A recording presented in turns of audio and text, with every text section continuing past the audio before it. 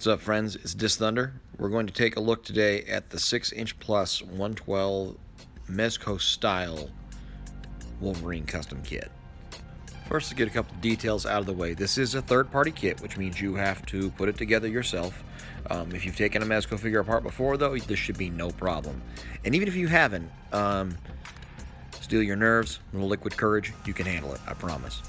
First thing you want to do, I prefer using the hairdryer to the heat gun. You're going to want low heat so you can take everything off with minimal force. You do not want to have to pry any of those boots or gloves or neck pieces off. You can take the suit off with a seam ripper if you want to try to keep it intact, or you can just cut it off if you're not going to need it. But you'll want to get it down to about this point to start. Also, if you are using a Wolverine base, you will want to cut the pegs off for the shoulder pauldrons. Just shear those with an X-Acto knife. I did switch hips on these. The Wolverine ones are kind of loose, and then I opted to pop the biceps off same way, just heat them up till those elbow pieces come loose, because that makes putting the tunic on a lot easier. You don't have to fight with the arm. Once you slowly slide it into place, you can then tack or sew or use the adhesive to secure the bottom of the shirt, then situate that neck peg, and you're ready to move on. Same thing with the pants, just take your time and work it a little bit around. I used a little plastic knife to kind of tuck it in where I was having difficulty. And then you just heat up the boots and gloves if you haven't already and pop them back on.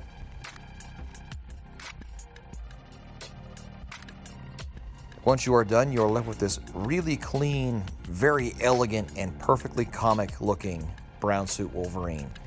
The belt has an option. You can put on the black and red buckle, X buckle, or you can do just a classic gold buckle, depending on if you want a early 90s or a late 80s look. Obviously, dealer's choice. Likewise, you could really use any base body that is of similar approximate size that you want, but by using the Mezco body, that means you can use the Mezco head and hands. And with a little help from a Marvel Legends Unmasked piece, I feel like I've got the definitive unmasked 80s Wolverine look right here.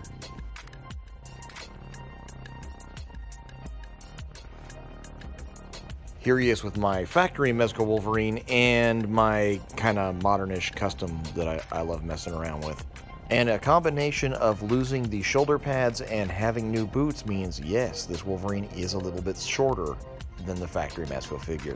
The 6-inch plus guys probably did that on purpose, but to me it felt like an added bonus that I was not expecting at all.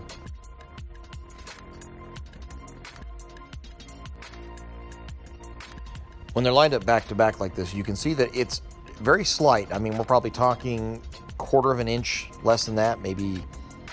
And my guess would be the sole of the boot is where you lost some of the height, and then just the overall design's maybe a teeny bit shorter.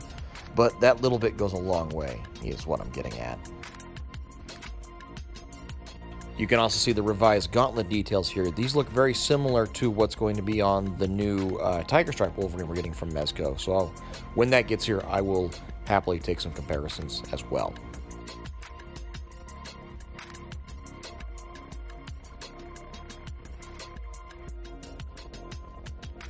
And if we can just briefly go over articulation, obviously the base figure is going to have the same level of articulation it did prior. The only difference is going to be these cap pieces on the shoulders. While they are flexible and they are cloth, obviously, and you can move the arms beyond that, I feel like it has kind of a stress point that you want to stop at to keep from creasing or damaging it in any, major way. That aside, the abs, the hips, the knees, legs in particular, all seem to have just as good a range of motion as the factory costume allowed for. The material has a pleatherish kind of sheen to it, more like a vinyl, I think is probably a more accurate way to put it. So actually even the creases look good. It gives it a very realistic feel. All in all, I think this is an excellent upgrade and a worthy addition. This is going to be a great companion piece to that Tiger Stripe Wolverine that I talked about a second ago.